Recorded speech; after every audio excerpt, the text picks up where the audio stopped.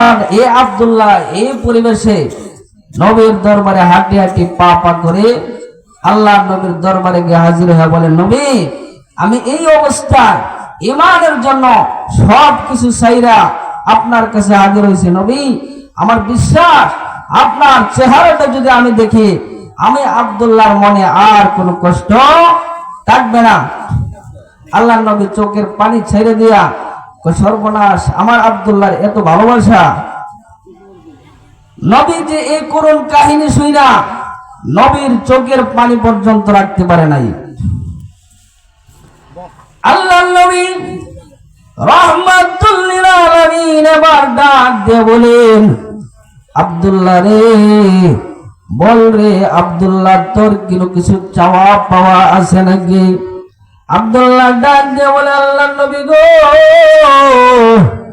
আমার এই বিশ্বাস আছে আল্লাহর পয়গম্বর, আমি আপনাকে এতটুকু শুধু বলতে চাই, আল্লাহর নবী আপনি শুধু আল্লাহর কাছে এতটুকু দরখাস্ত করেন।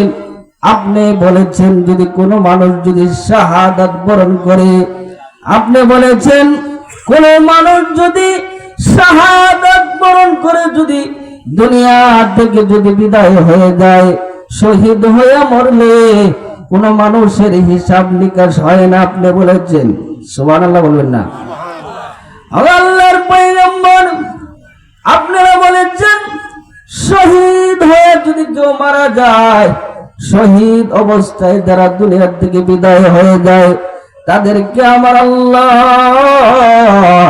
বিনা হিসাবে জান্নাতের ভিতরে ঢুকায় দেয়। আব্দুল্লাহ ডাক দিয়ে বলে, আল্লাহর পয়গম্বর আমি শুধু এতটুকু বলতে চাই, নবীজি আর দুনিয়ার কোনো কিছু চাওয়া পাওয়া আমি আব্দুল্লাহ নাই, আপনি শুধু আল্লাহর কাছে এতটুকু দরখাস্ত করেন, আপনি শুধু আল্লাহর কাছে বলেন মহান রাব্বুল আলামিন যেন আমি আব্দুল্লাহর শাহাদাতের মওত যেন দান করে। নবীজি আপনি শুধু দোয়া করেন আমি আব্দুল্লাহর বাকি জীবনটা যেন আপনার সাথে কাটে। আব্দুল্লাহ রাদিয়াল্লাহু আনহুর এই ভাষণ শুনিয়া আল্লাহর নবী হযরত ওমরকে ডাক দিয়ে বলে, ওমর রে এ আমার সাহাবীরা, আমার হুজুরা খানার থেকে দুইটা জুব্বা তুমি নিয়ে আসো, দুইটা জুব্বা এনে আমার আব্দুল্লাহকে উপহার দিয়ে দাও, দুইটা উপহার দিয়ে দাও জুব্বা। কেন? আমার আব্দুল্লাহর ঈমান বড় দামি ঈমান। আমার আব্দুল্লাহ ঈমানের জন্য শুধু বাড়িঘর ছেড়ে নাই, আমার আব্দুল্লাহ ঈমানের জন্য শুধু মা বাপ ছেড়ে নাই, আমার আব্দুল্লাহ ঈমানের জন্য শুধু দেশ ছেড়ে নাই, আমার আব্দুল্লাহ ঈমানের জন্য শরীর থেকে কাপড় সুপড় গুলো দিয়ে দিচ্ছে। আমি আপনাদেরকে বলতে চাই ঈমানের জন্য আমাদের যদি জীবন দিতে হয়, ইজ্জত দিতে হয়, সব কিছুর বিনিময়ে কারা কারা আল্লাহর নবীর সুন্নতকে আঁকড়া ধরবেন? আল্লাহর উপর দিকে হাত তুলেন। এই আব্দুল্লাহর ভাষণ শুনে নবীজি তারে দুই কানা জুব্বা উপহার দিলেন। দুইটা জুব্বা দেওয়ার পরে এবার আল্লাহর নবী বলেন, দুইটা জুব্বা দেওয়ার পরে ওখানে আব্দুল্লাহ টাইটেল লাগছে, নাম হয়েছে আব্দুল্লাহ জুল বাগাদাইন। কি নাম? আব্দুল্লাহ জুল বাগাদাইন। এই উপহার তারে দিয়ে দিল। এখন দাম কি আগের মতো রয়েছে না আরো বাড়ছে? বাড়ছে না? এবার আব্দুল্লাহর যখন এই টাইটেল লাগছে, কিছুদিন পরে নবীজি একটা যুদ্ধের ঘোষণা বললেন, আব্দুল্লাহ তোমার যুদ্ধতে যেতে হবে। প্রমুখের যুদ্ধের সময় আল্লাহর হাবিব রাহমাতুল লিল আলামিন এবার আব্দুল্লাহকে সাথে নিয়ে প্রভুকের যুদ্ধে রওনা হলেন। কিন্তু কোন কারণবশত আব্দুল্লাহ যাওয়ার আগে আগে আব্দুল্লাহ দুনিয়া থেকে বিদায় হয়ে গেছে।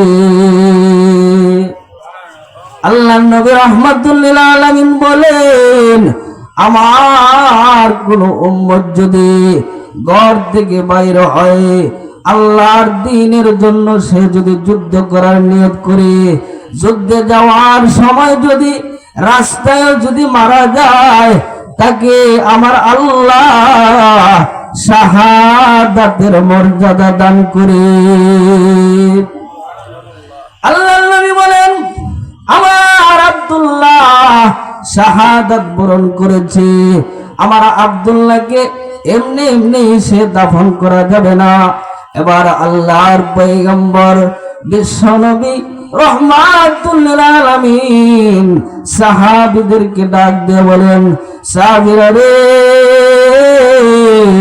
আমার আব্দুল্লাহর জন্য গরম পানির ব্যবস্থা করো, আমার আব্দুল্লাহকে কাপড় পরে জানাজার মাঠে নিয়ে যাও, আমি রাসূল তার জানাজার নামাজ পড়াবো। আল্লাহর নবী রাহমাতুল লিল আলামিন আব্দুল্লাহ রাদিয়াল্লাহু আনহুর জানাজার নামাজ পড়ে আল্লাহর নবী রাহমাতুল লিল আলামিন কবরের পাশে গেলেন। আব্দুল্লাহর কবরের পাশে গিয়ে বলেন, এ আমার সাহাবীরা রে, আমাকে কবরের মধ্যে নামতে দাও। তোমরা কে আব্দুল্লাহর কবরে নামবা না? আমি বিশ্বনবী, আমি আব্দুল্লাহর কবরের মধ্যে নামবো। সুবহানাল্লাহ বলবেন না? কেমন পয়গম্বর, যে নবীকে সৃষ্টি না করলে আসমান আর জমিন কোনো কিছুই সৃষ্টি হইত না। আমার নবী কবরে নামতেছে কার? আব্দুল্লাহ। আল্লাহর পয়গম্বর এবার আব্দুল্লাহর কবরের মধ্যে নামিয়া নবীজি এবার ডাক দিয়ে বলতেছে, সাহাবীরা রে, আমার আব্দুল্লাহর লাশটা আমার কোলে দে।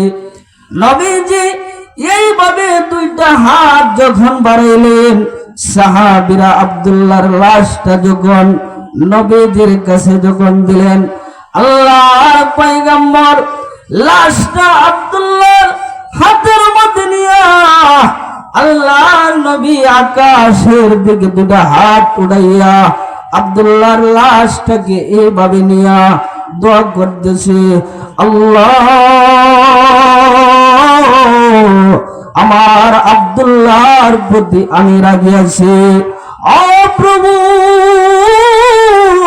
আমার আব্দুল্লাহ আমার জন্য, ঈমানের জন্য প্রভু গো, শুধুমাত্র বাড়িঘর আব্দুল্লাহ ছাড়ে নাই।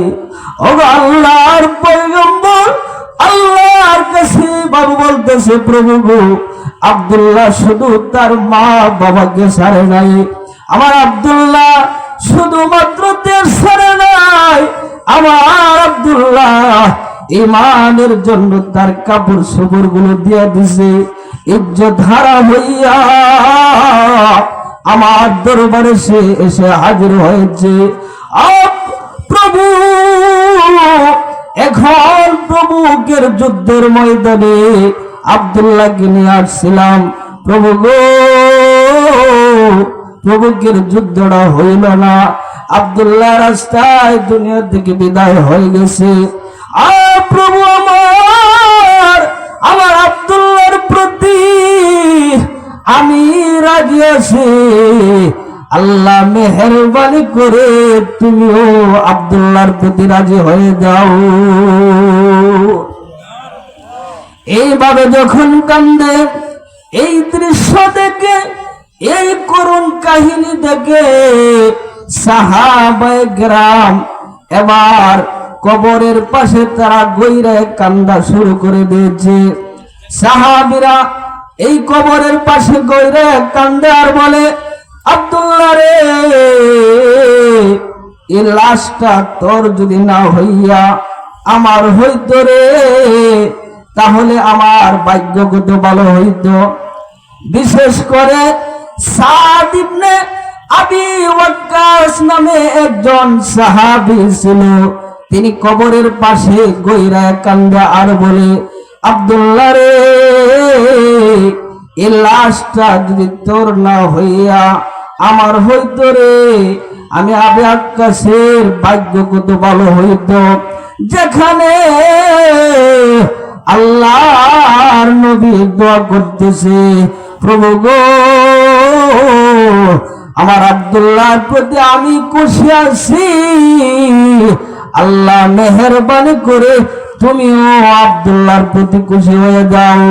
আল্লাহ বলেছেন, আমার পয়গম্বর যদি কোন উম্মতের জন্য যদি দোয়া করে, ওই দোয়া কবুল হইতে আমার দরবারে একটা সেকেন্ড দেরি হয় না। এই নবী বলতেছে, আল্লাহ আব্দুল্লাহর প্রতি আমি খুশি আছি, আল্লাহ মেহেরবানি কইরা তুমিও আব্দুল্লাহর প্রতি খুশি হও। এই দৃশ্য দেখা সাহাবায়ে কেরাম তারা গইরে কান্দার কয়, আব্দুল্লাহ, এই লাশটা যদি তোর না হইয়া আমার হইতো, ভাগ্য আমার কত ভালো হইতো, যেখানে আল্লাহ পয়গম্বর দোয়া করতেছেন, আল্লাহ আমি খুশি আছি, মেহেরবানি করে তুমিও খুশি হয়ে যাও। সুবহানাল্লাহ। আল্লাহর পয়গম্বর হযরতে আব্দুল্লাহ রাদিয়াল্লাহু আনহুকে এইভাবে তিনি যখন কবরের মধ্যে শোয়া দিয়া চলে আসলেন, জিবরাইল আইসা বলেন, নবী গো, আপনার আব্দুল্লাহকে, আব্দুল্লাহর তামাম জিন্দেগীর সব গুনাহ আমার আল্লাহ এই মুহূর্তে সব ক্ষমা করে দিয়েছে।